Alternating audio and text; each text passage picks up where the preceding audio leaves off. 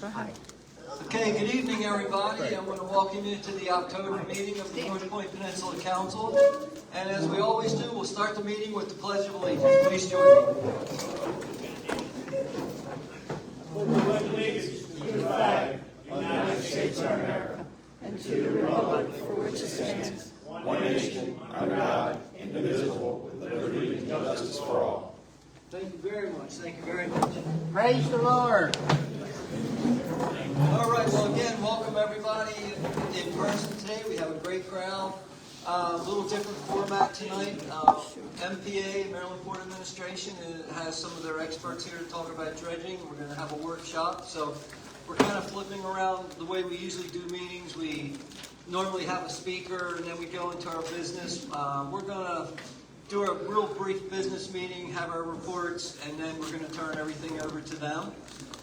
So I just want to remind everybody online that's watching live, we're going to be cutting off the live stream after the business meeting. So if you want to participate, you're going to have to come on down.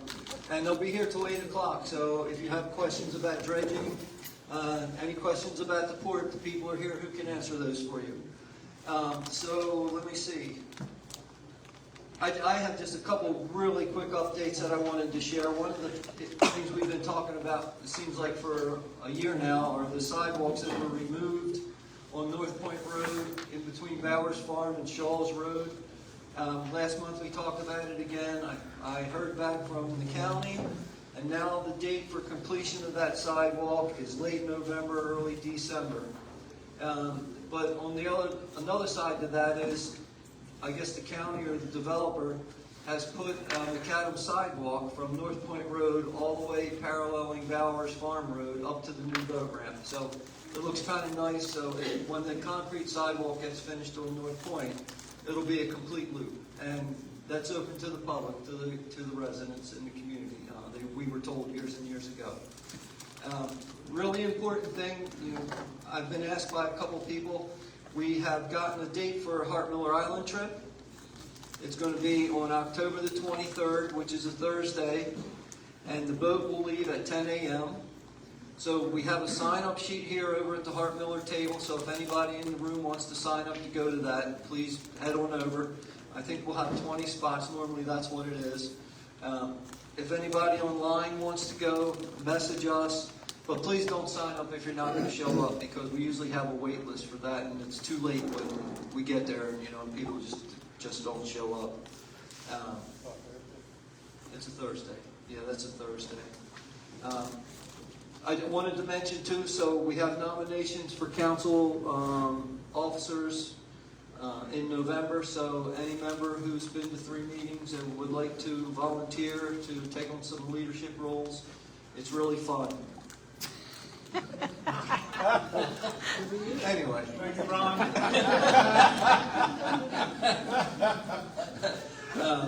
And then again, starting next month, we're going to be gearing up for our 2026 membership drive. So please. Please join. And look, if you're here, I have 3 flags up here. They're the 4x6 flags that we fly on the sign coming into the community. They're a little faded because these are great flags. They last almost a year. They're not tattered. They're washed. So if anybody can use a 4x6 American flag, please come up and help yourself to one. I hate to just get rid of them if they're usable, especially be great for somebody's house. Okay, so let's get into the business and into our reports. I'm going to ask Officer Briggs to come up and give us the update.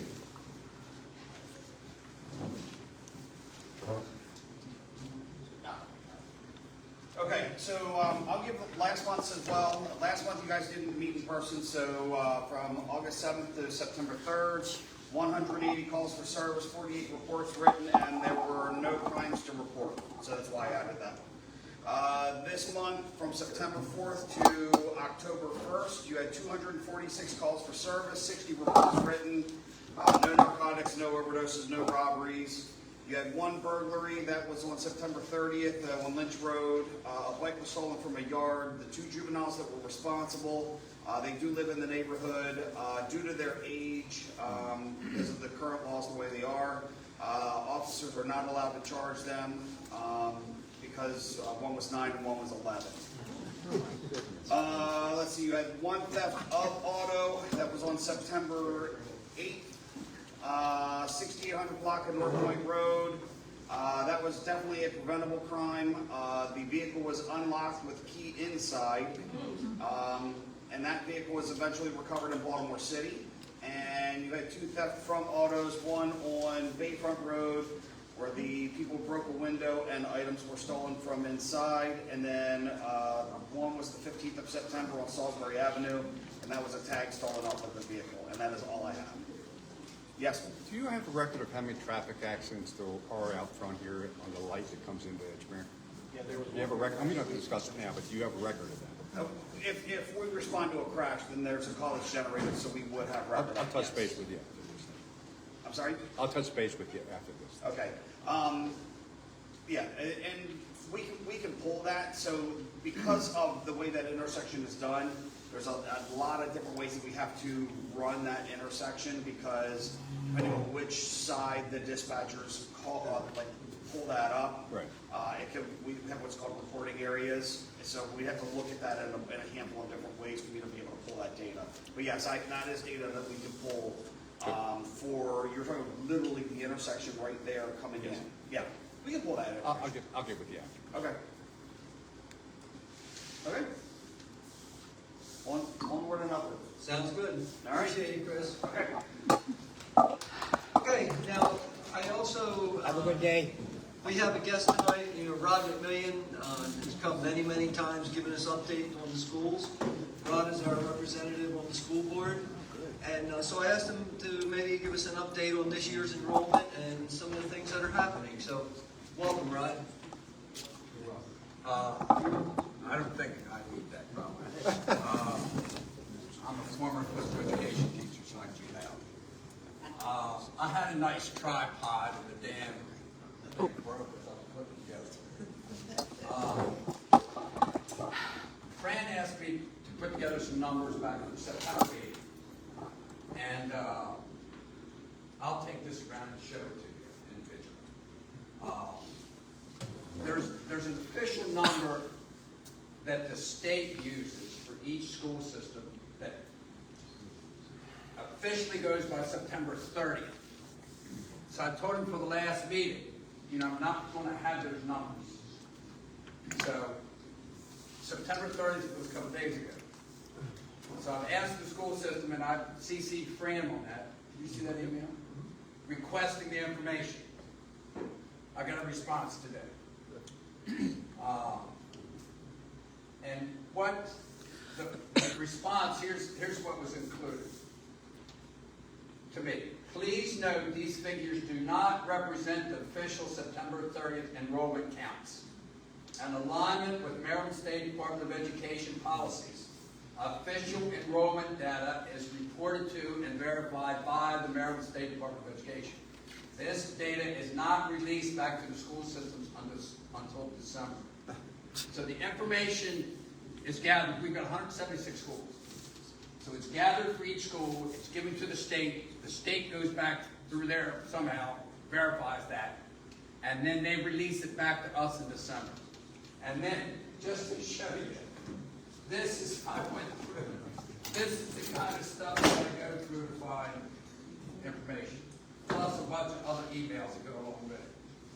So, that explains this data is as close as I can get to it right now, at this point in time. Edgemere Elementary, I did Edgemere Elementary, Chesapeake Terrace, Sparrows Point Middle School, and Sparrows Point High School. Edgemere, the state rated capacity, and that's commonly referred to as SRC, state rated capacity. The state uses a formula to come in and measure the school and then calculate by the formula what the capacity is from the state. So in this case, Edgemere, the state rated capacity is 486 students. Right now, they have 467, so they're about 19 below the state rated capacity. I included 24, and I've actually got 23 too, but I didn't have space on that. 24 was 458, so that's another 9. So that enrollment is right there, a little bit below the state rate capacity. On Chesapeake Terrace Elementary School, the state rate capacity is 294.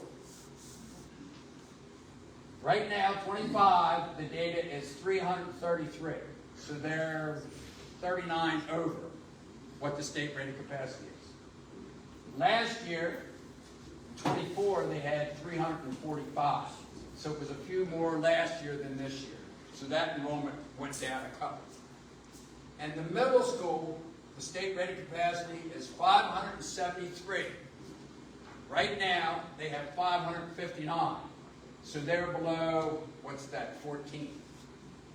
And 24, the state rated capacity was 555. So that has stabilized a couple down. Now, the interesting piece everybody talks about is the high school. The high school, the state rated capacity is 871. Right now, there's 1,052 in the building. Last year, there was 1,095 in the building. So that number went down to 40, but it's still over capacity. Now, any questions? Go ahead, Mr. Taylor. So is that because of a drop in the species program, or is that just in general, combining everything? The species program is included in this 1,052 number. But we don't know if that declined from last year, from 24 to 20. Well, Okay. I can show you what I have in that. Okay? Because I figured that somebody's going to ask me about the species. So the species program is a magnet program that comes in, and it's some aquatic science such and such and such and such. Maybe aquatics and species. That's the abbreviation for it. I went and got these numbers. Now I don't have a comparison to last year's numbers, but I have this year's numbers.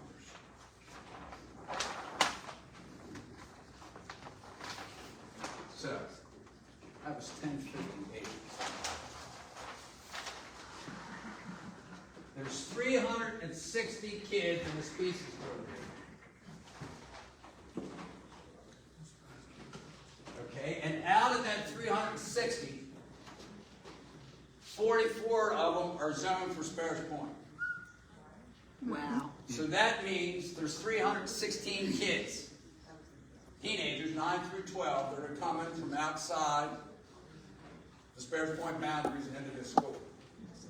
So if we do the math on that, we subtract the 44 from the 360, we come up with 316 kids. We subtract the 316, how did I do that? You did. Yeah, the 316 out. If we subtract the 316 from the 1,058, we come up with 742, which is below state rate capacity of 871. Now, I've said this for years. I've had brief conversations with people about this. And I've said it for years. It comes down to money. And I didn't research that until I put this together. I knew that there was $20,000 or $30,000 or something. I didn't know what the number was. But there was money coming into the school because of that program. And I knew that, but I didn't know how much. Now, I was surprised when I figured out how much. Now, one other thing. I was a physical education teacher and coach. I was a football coach and basketball coach. I'm not a numbers cruncher. That's not my thing. That's not my strength. I went through this information. I put this together the best I could figure it out. And 24, Sparrows Point High School, it appears they received $113,550 for that, from having that program, from hosting that program. Now, what's interesting In 25, it went down to $89,288. So what's that? 11, it went down $24,000. This year, the superintendent she's got the magnet money in a lump, but she hasn't divided it up into the different schools. So you don't know how much is coming in at this point in time. Now, I'll say this. I'm in the minority. There's 12 people on the Board of Education. There's 7 elected. I'm elected to represent this area. There's 4 appointed and a student. I'm in the minority. And that's the way it is. So when I did not vote for her budget the last 2 years. She used to say that it was our budget, and technically it is our budget, but we don't construct it. Last year she would say it's your budget, your budget. My argument to that was, no, it's not. It's your budget, you construct it, and you ask us to sign. That's my argument. This year she didn't say that one time, that it was our budget, that I heard. So I didn't agree, I didn't sign off on it. Because I feel a responsibility to the tax dollar. And there's a lot of, just like where this magnet money, that lump of money, why wasn't it divided up already? And that comes from the fiscal year 2026 adopted operation budget. That's where it comes from. So she didn't, for whatever reason, she didn't separate that off. Now, the other piece of the money is the baseline in 25 was $101,000. They were going to get $101,000 regardless of magnet or not. But if you put the $89,000 into it, now you're looking at $190,000 into that school. Now, this is for the day-to-day operations of that school building. It's not teacher salary. It's not facilities. It's day-to-day operations. And as a board member, my responsibilities are governance and policy making. By law, we have one employee, and that's the superintendent that we hire to do the day-to-day operations of the school system. So that $101,000 baseline is for the principal over here to run that school. So that magnet last year brought in another $89,000 last year. This year, the baseline has been cut down to $83,224. So that's dropped, what, $17,000, $18,000. And the day-to-day operational monies. So whatever the magnet money is that comes into it, it will come into that building and be spent the way that those people allocated in the building. We don't know what that number is. So my whole point in saying this is the magnet brings in kids from outside the area. Yes, that's a given. And it also brings in additional monies into the school. So do do we say we don't want these kids in our school? Which is, I question that. Because they bring in a lot of different skill set with them when they come in. But if we say, and I don't have the authority to say that, I'm in the policy making and governance. Superintendents in the day-to-day operations. If we say, no, we don't want that program, we're also saying we understand that that money's not going to come into the school building. Now, money's getting tighter every day. And what I think is real interesting is when we talk about capital monies and for buildings and everything, everybody's pointing at somebody else. The county's pointing at the state's pointing at the feds, and again, it's a mess. But we do know that the money piece it's drying up right now. Now, are we going to get, in a couple of years, are things going to change and we're going to get an influx of money from someplace? I don't know. I can't foresee that. I don't read a magic ball.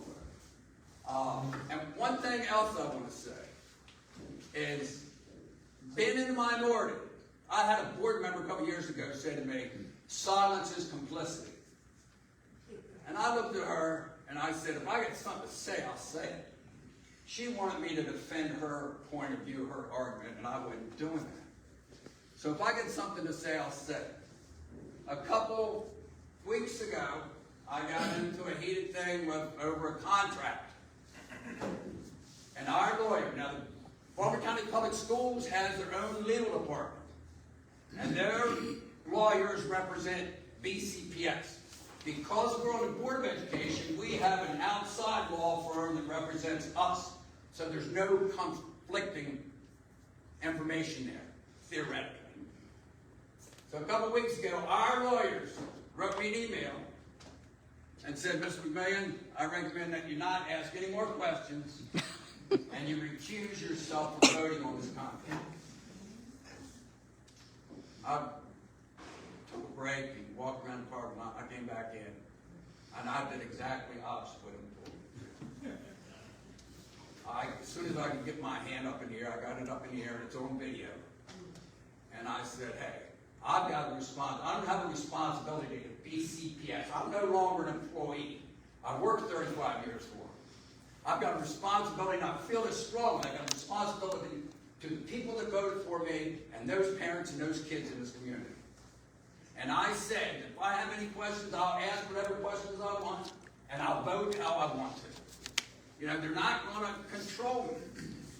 And so I wanted to throw that in because I'm in the minority, and it's hard to get something done. But one other thing I'll add is this board, this is my second term. The first term, it was a lot different, even though there was a lot of different personalities, and that's what my experiences showed me, is the first board, even though I didn't get along with all those people, they seemed to respect me because of my 35 years in the system, and they listened to what I had to say. This board, I'm not relevant with them. They don't care what I say. They don't care about my experience the way that it appears to me anyway. And so that was very upsetting for me for a while. And then I went back and I reflected on it. I said, hey, wait a minute. You don't need to be relevant to them. You need to be relevant to the people that you represent and the kids in the school buildings. So now I put that on the back burner. Yes? I have a question. In all these finance and budget distributions and all that, do they ever tell you, like you lost 12,000, 89 to 101, do they ever tell you where and why that went somewhere else? Do they ever give you a audit of where you lost money, why they had to use something else? Yes. I was for a while the chairman of the audit committee. And while I was chair, the audit department was 10 people, now it's been cut back. And I've moaned and groaned about that. They did that without our knowledge. There was something called the overpayment budget, or overpayment audit. And they actually, now, we're a school system, 176 schools. We've got 110,000 students, pushing 111,000. We got 20,000 employees. They discovered that they were overpaying. And the audit discovered an overpayment of $800-some thousand. And then, so I argued that we got to get that out. We got to get it out. We got to let people see this. That's the money that we found, that the audit people found. So how much additional money? So they came up with recommendations on how to make those corrections, and they were going to go back after a period of time and review with the payroll and different people to see if those corrections were made. But they do that, but that's when something came to light, some information came to them, and that led them to believe to pursue that. Now, what happened? I kept pushing for that to be released. I was removed as the audit chair. And the chairman at the time took my place. The chairman of the board at the time, she took my place as the chair. And then things changed. I was a little bit surprised that they let me remain on the audit committee itself.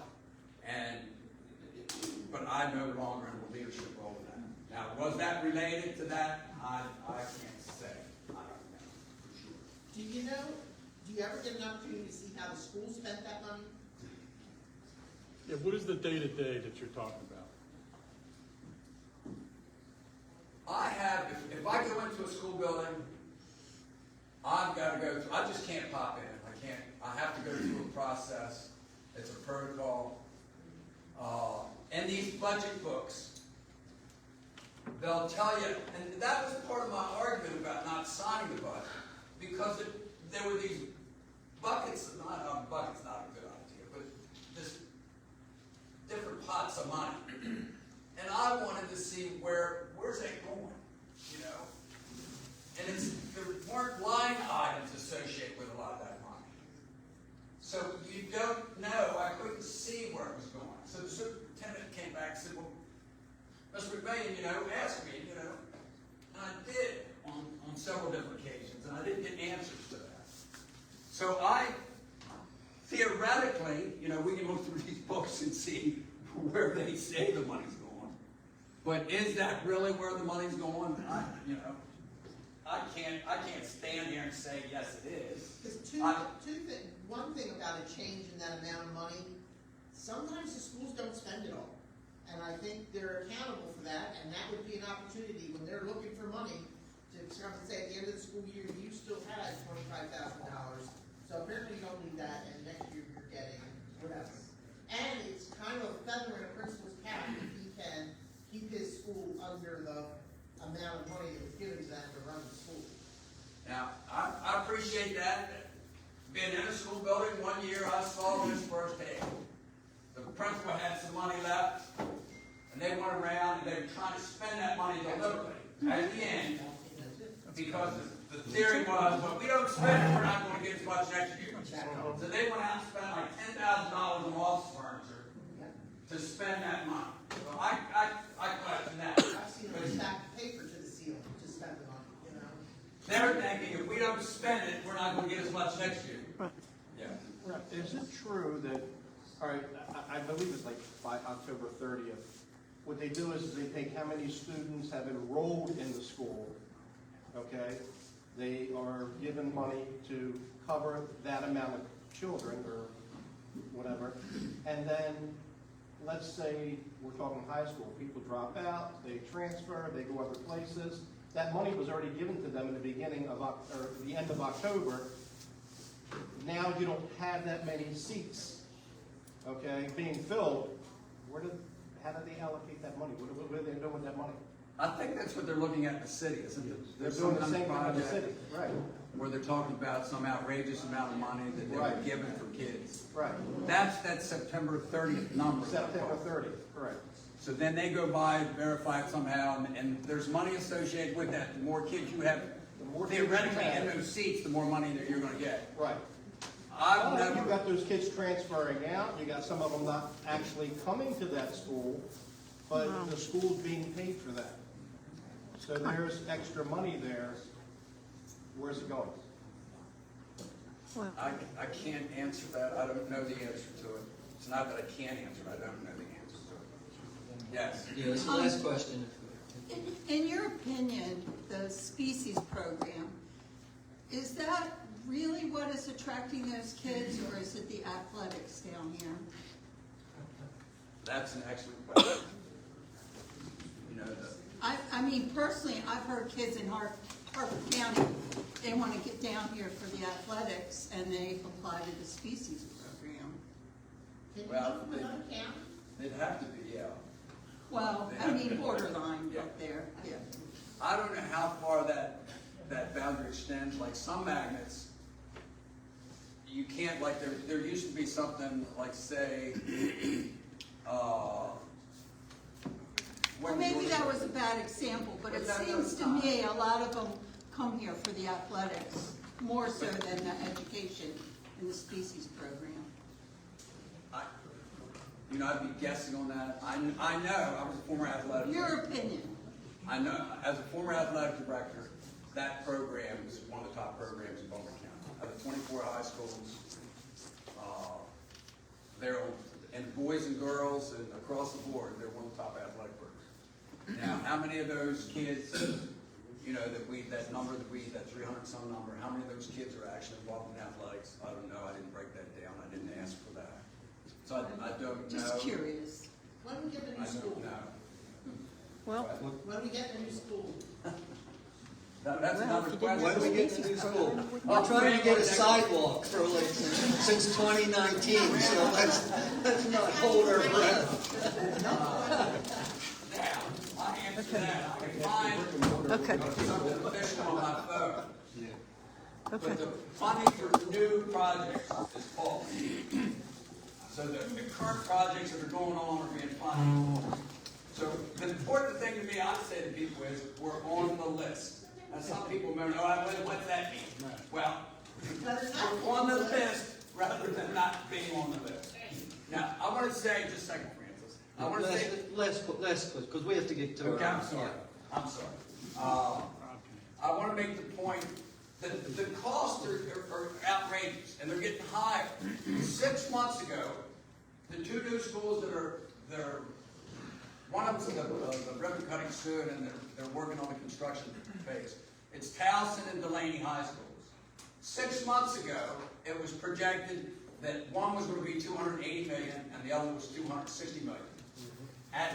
After construction, when everything was turned in, they were saying both of them were going to be over $300 million. Now, 6 months later, they're already saying the costs are $300 million for one and $280 for the other.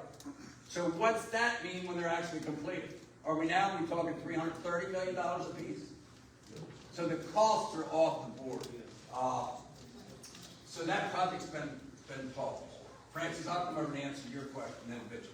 Yeah, thank you, Rod. Thank you very much. God, really is eye-opening. It's kind of a balancing act.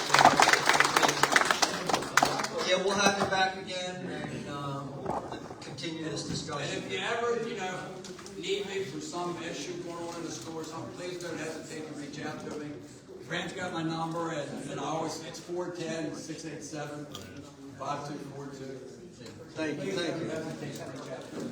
Perfect. My Keep question, up the good work. I'm sorry, Francis. my question was going to be, So we're going to go into the next phase of our meeting here, and that's the workshop that the port has been so gracious to let us host. For everybody online, we're going to be ending our live streaming now, so we'll be down here until 8 o'clock or so. If you wanted to scoot over, if you had questions, please do. And the first part of our meeting will be posted on Facebook, if anybody missed that and you wanted to see. Okay, so thanks again.